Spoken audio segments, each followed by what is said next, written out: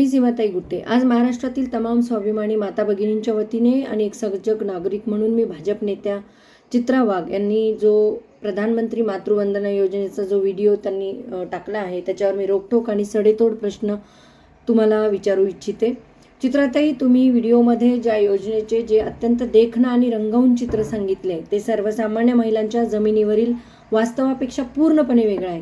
Social मीडियावर केवळ reel, सुंदर व्हिडिओज आणि मोठे कॅप्शन बनवून सरकारी योजनांच्या थापा मारणे खूप सोपं असते, पण प्रत्यक्षात उन्हातानात लहान मुलांना कडेवर घेऊन किंवा गरोदरपणात अंगणवाड्यांच्या आणि सरकारी कार्यालयाच्या पायऱ्या झिजवणाऱ्या गरिबांच्या घरातील महिलांची वेदना प्रशासकीय पातळीवर जाऊन तुम्ही कधी अनुभवली आहे का?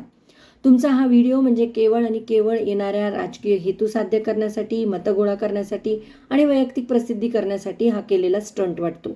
आज महाराष्ट्रातील गरीब आणि मध्यमवर्गीय भगिनींचे प्रत्यक्ष जीवन हे दिवसेंदिवस कठीण होत चालले आहे आणि याच्यामध्ये तुम्ही असे व्हिडिओ खोटे, गुलाबी, सुखी चित्र दाखवून जनतेची सरळ सरळ दिशाभूल करत आहात। या योजनेचे मिळणारे तुटपुंजे पैसे बँक खात्यात जमा करून घेण्यासाठी महिलांना कितीतरी कष्टातून जावं लागतं।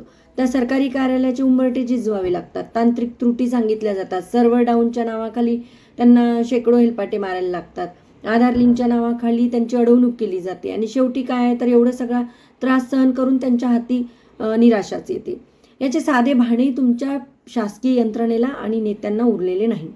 आज गगनाला भिडलेली महागाई सर्वसामान्यांचे कंबरडे पार मोडून गेलेले आहे। गरोदर महिलांचा नियमित औषधोपचाराचा खर्च, डॉक्टरांचा वाढती फीस, सोनोग्राफी ज्या टेस्ट आहेत त्यांचे वाढलेले दर, खाजगी रुग्णालयामधला डिलिव्हरीचा खर्च आणि सर्वात महत्त्वाचे म्हणजे त्या माऊलीच्या 2 वेळेसच्या सकस आहाराचा खर्च हा हजारो लाखोमध्ये गेलेला आहे। अशी गंभीर वास्तवे समोर असताना तुम्ही अवघ्या 5,000 रुपयाच्या तुकड्यावर एवढी कसली मोठी जाहिरातबाजी करत आहात आणि सोशल मीडियावर ढोल बडवत आहात। सर्वसामान्य महिलांना भेडसावणाऱ्या आणि जीवघेण्या महागाईवर आणि वाढत्या वैद्यकीय खर्चावर प्रशासकीय पातळीवर तोंड उघडण्याची आणि केंद्र आणि राज्य सरकारला जाब विचारण्याची तुमची हिंमत का होत नाही?